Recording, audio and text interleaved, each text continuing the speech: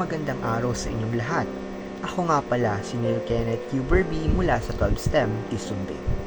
At ngayon, ibabahagi ko sa inyo ang isang libro na tahimik pero sumisigaw, maikli pero tumatama, ang otobiografiya ng ibang Lady Gaga ni Stephanie J. Alvarez, na kilala rin dati bilang Jack Alvarez.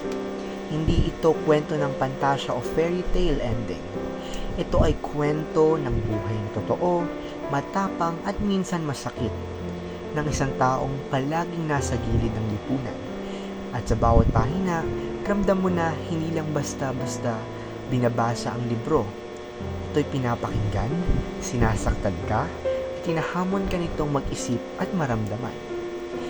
Ang libro ay koleksyon ng mga dagli, may ikling kwento na para bang patak ng ulan o mabilis tumama pero punong-puno ng emosyon.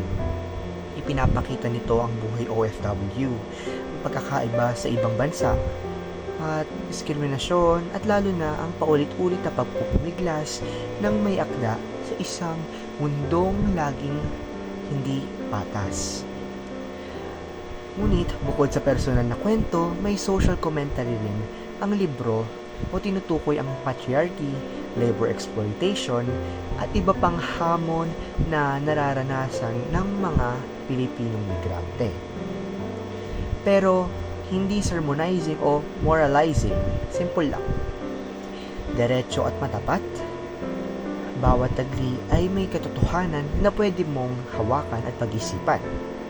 Habang binabasa ko, ramdam ko ang bawat kirot at bawat tawa bilang isang kabataang nakare-relate sa pakiramdam ng pagiging iba.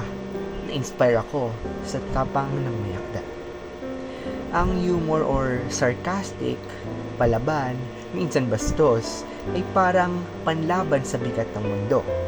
Pero sa likod ng tawanan, ramdam mo ang pagod, lungkot, at sigaw ng isang taong gusto lamang maintindihan. Ang pagiging ibang Lady Gaga ay hindi tungkol sa pagiging popstar, kundi sa pagiging hindi tugma sa kahon ng lipunan. Nakarelate ako rito bilang bilang bahagi ng LGBTQIA+ community, pero hindi ito ang sentro. Ang sentro ay ang pagkakaiba sa identidad at pagtanggap sa sarili sa kabila ng pamantayan ng mundo. Bukod sa damdamin, may matututunan ka rin sa libro. At hindi lang yung tipikal na aral sa buhay. Una, tapang sa pagiging totoo sa sarili. Kahit na ano pa man ang pananaw ng mundo, may lakas sa pagiging totoo sa kung sino ka. Ikalawa naman ay ang pag-uunawa sa ibang perspektibo o matuto kang makita ang mundo mula sa mata ng OFW, ng queer person at isang taong palaging nasa gilid. Ikatlo naman ay pagpapahalaga sa simpleng kwento o kahit maikli ang dagli, pwede itong tumama sa puso.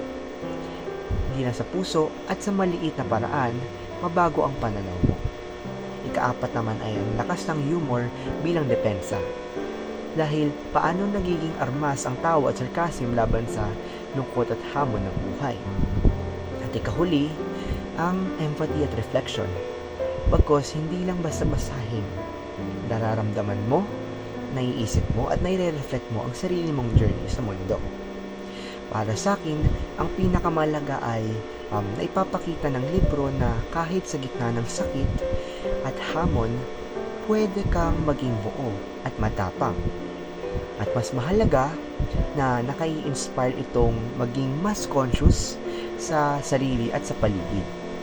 Kung gusto nyo ng libro na ito, na hindi lang basta kwento, kundi boses ng panahon at boses ng mga nasa gilid ng lipunan, basahin ninyo ito.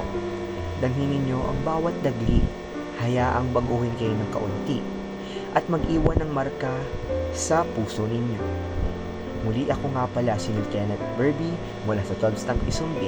Maraming salamat sa panonood at sana nagustuhan ninyo ang aking book review. Muli ito nga palang autobiografiya ng ibang Lady Gaga.